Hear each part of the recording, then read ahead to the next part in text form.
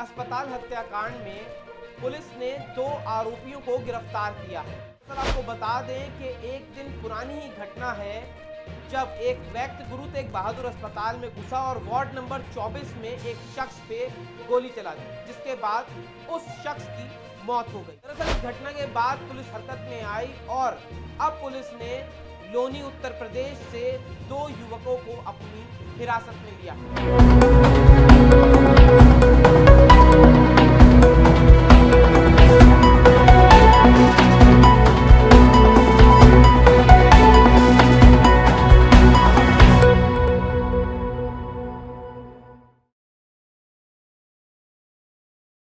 नमस्कार, मैं मोन्टू राजा anti corruption India से स्वागत है आपका। जैसे कि बेखौफ होकर कुछ लोग अस्पताल में दाखिल हुए और वार्ड नंबर 24 में एक 32 वर्षीय रियाजुद्दीन को गोली मार दी, जिसके बाद उसकी मौत हो गई। दरअसल अब जो पुलिस ने खुलासा किया है, इस घटना के बाद पुलिस ने 2 युवकों को अपनी हिरासत में लिया। सीसीटीवी की फुटेज के बाद पुलिस ने ये जानकारी दी है कि वो फुटेज में 4 लोगों को उन्होंने देखा जो इमरजेंसी गेट से दाखिल हुए। उसके बाद 24 नंबर वार्ड में जाके फायरिंग करी और एक शख्स को मार दिया। ये कौन लोग थे, इसका खुलासा तब हुआ जब पुलिस ने 2 लोगों को अपनी हिरासत में लिया। सीसीटीवी की फुटेज के बाद पुलिस ने इंस्टाग्राम से उस शख्स का फोटो निकाला और वहीं से उसका कॉन्टैक्ट नंबर मिलने के बाद सीडीआर चेक किया गया और सीडीआर के बाद कई नंबरों की जांच की गई, जिसके आधार पे छापेमारी शुरू हुई। लक्ष्मी गार्डन लोनी गाजियाबाद में पुलिस ने छापेमारी करी, जहां से पुलिस ने एक शख्स को अपनी हिरासत में लिया। इस शख्स का नाम फैज उम्र 20 साल बताई जा रही है। पुलिस ने फैज से पूछताछ करी, जिसके बाद पूछताछ के दौरान फैज ने पुलिस को जानकारी देते हुए बताया फहीम उर्फ बादशाह खान इस पूरे कांड का मास्टरमाइंड है।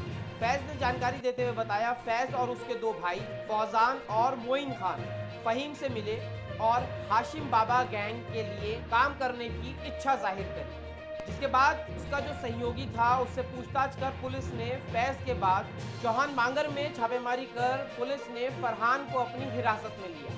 दोनों हिरासत में आए युवकों ने पुलिस को जानकारी देते हुए बताया फहीम अपने घर बाबरपुर उन लोगों को बुलाया करता था जहां पे वो फहीम से मुलाकात करते थे और वहीं पे फहीम ने उनको इंस्ट्रक्शंस दिए थे कि वार्ड नंबर 24 में एक शख्स है जिसको गोली मारनी है। साथ ही फहीम ने उन्हें ये भी बताया कि गोली मारने के बाद वहां से कैसे भागा जाए।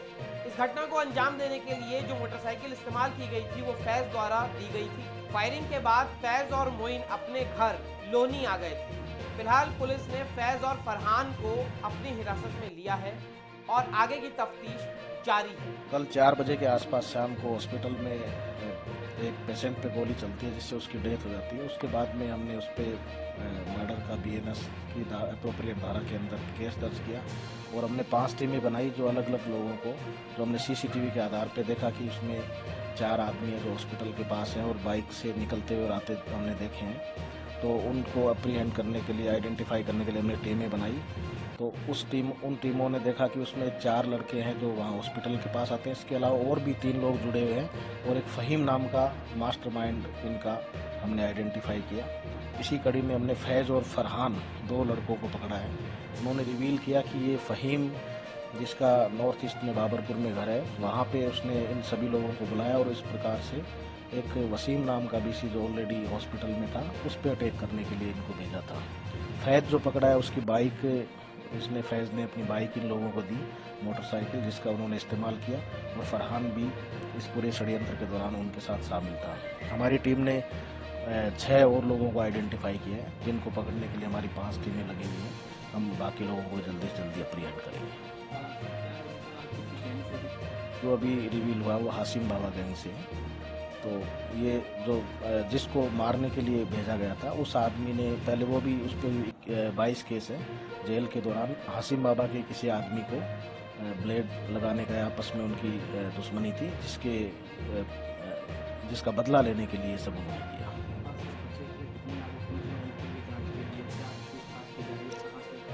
अभी जो हमें प्राइमा फेसी जो CCTV से और बाकी पूछताछ से लगा है, उसमें हमारे 6 लोग और बचे हैं जो हमें अपेरेंटली दिख रहे हैं। इसके अलावा भी जैसे जैसे हम पकड़ते जाएंगे और कोई भी षड्यंत्र में शामिल हो गया और कोई किसी की भागीदारी होगी तो उन सबको हम अप्रीहेंड करेंगे। ये 19 से 20 साल के हैं। इनके नाम फैज और फरहान हैं।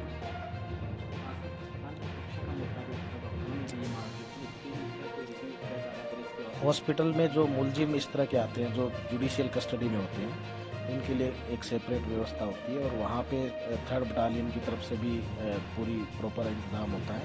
और अगर पुलिस कस्टडी के दौरान कोई आता है तो उसके लिए कंसर्न पुलिस थाने की भी होती है। अदरवाइज सामान्यतः जैसे बाकी सभी हॉस्पिटल्स में है, एक कंसर्न थाने की एक पुलिस की चौकी होती है जिससे पुलिस का और थाने का और SHO का और हॉस्पिटल की कंसर्न अथॉरिटीज़ का लगातार टाई-अप रहता है। किसी भी प्रकार की दिक्कत आने पे उस पर कार्रवाई होती है। और इसी दौरान में हमने हॉस्पिटल प्रशासन से ही पीछे रिक्वेस्ट करके कैमरे भी बढ़वाए थे। उन्होंने अपने कैमरे भी बढ़ाए, 250 से ज़्यादा वहाँ कैमरे लगे हुए हैं। और हमने हमारी पेट्रोलिंग टीम को भी मुस्तैद किया कि वो ज़्यादा से ज़्यादा पेट्रोलिंग करें। जिस तरह से एक भौकाल कायम करने के लिए और अपना दबदबा क्षेत्र में दिखाने के लिए जो नवयुवक हैं वो गैंग्स के अंदर शामिल हो रहे हैं। जैसे कि जानकारी दी गई कि हाशिम बाबा गैंग में ये शामिल होना चाहते थे ताकि ये उनके लिए काम कर पाएं और इनका एक दबदबा क्षेत्र में कायम हो पाए। लेकिन इस सब के चलते एक बेगुनाह, एक निर्दोष रियाजुद्दीन की जान चली। आगे की तफ्तीश पुलिस कर रही है। 2 युवकों को पुलिस ने हिरासत में लिया है। अब आगे की जो तफ्तीश होगी वो पुलिस फर्दर बताएगी। आप इस घटना के बारे में क्या सोचते हैं कि किस तरह एक भौकाल के लिए, एक अपना सिस्टम कायम करने के लिए युवक जो है वो हाशिम बाबा गैंग में शामिल होना चाहते हैं, गैंग के लिए काम करना चाहते हैं और अपना एक रसूख आपराधिक दुनिया में कायम करना चाहते हैं, जिसके चलते ये नौजवानों ने कृत किया, अपराध किया। आप इस पूरी चर्चा पे क्या सोचते हैं, क्या राय रखते हैं, कमेंट द्वारा साझा करें। अगर चैनल को सब्सक्राइब नहीं किया है, सब्सक्राइब, लाइक और शेयर कर लें। बेल आइकन दबाएं ताकि पहला नोटिफिकेशन आपको प्राप्त हो। एंटी करप्शन इंडिया को आप फेसबुक, इंस्टाग्राम और ट्विटर पर फॉलो कर सकते हैं। अगली अपडेट के साथ आपके समक्ष फिर प्रस्तुत होंगे। नमस्कार।